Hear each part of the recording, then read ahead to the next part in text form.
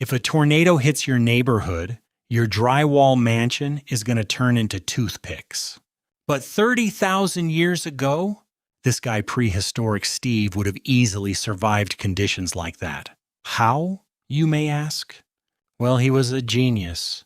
Steve over here just built a fortress out of, well, his dinner. Let's talk about why ancient shelters were actually better engineered than your current apartment. First up, the Mammoth Bone Hut. This isn't a DIY project. It's a structural flex. They use circular geometry because they knew, unlike your local HOA, that circles are the ultimate wind deflection tech. You take a skull, plant it in the hard, grassy terrain, and boom, you've got a foundation that isn't going anywhere.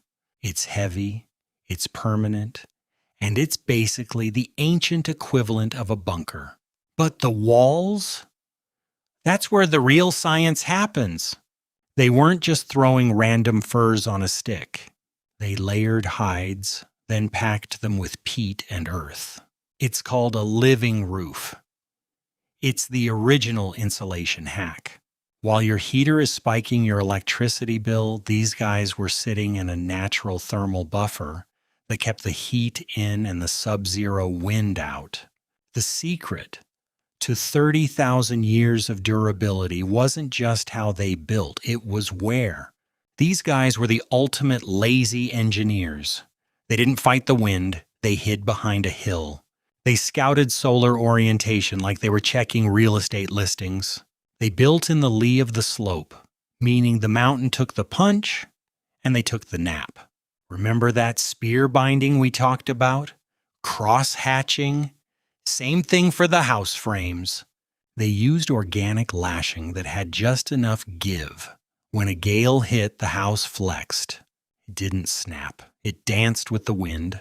Modern houses are too rigid, they crack. Caveman tech?